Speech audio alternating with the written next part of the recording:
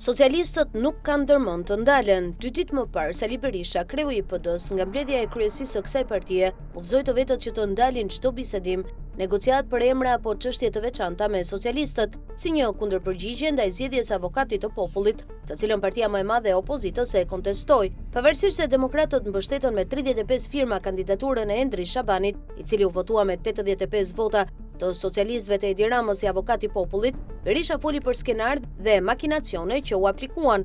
Në mbledhjen e sotme të grupit parlamentar socialist, një nga çështjet e diskutuara ishte pikërisht ky qëndrim i ri i opozitës, që duket se ka kushtëzuar raportet me mazhorancën parlamentare.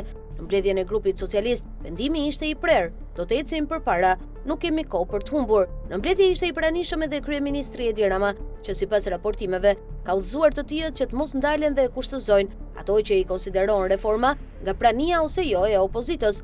Madje Rama ka udhëzuar deputetët e PS-s që të jenë aktiv në zonat ku janë zgjedhur dhe të mbajnë kontakte me elektoratin, duke i sqaruar për çdo qendrim politik në raport me agjendën integruese.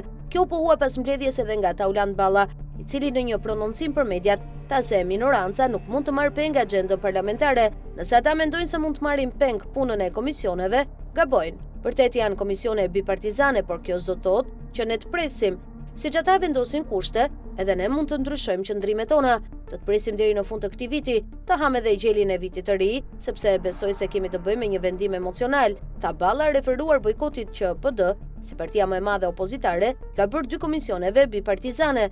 Tashmë nuk dihet se çfarë qëndrimi do të mbajnë demokratët në raport me parlamentin, por duket se gjithçka do të ketë lidhje me protestën e 22 dhjetorit. Nëse do të ketë një pjesëmarrje të madhe të mbështetësve të opozitës, duket se edhe strategjia që opozita do të ndjek në raport me kuvendin do të jetë e re.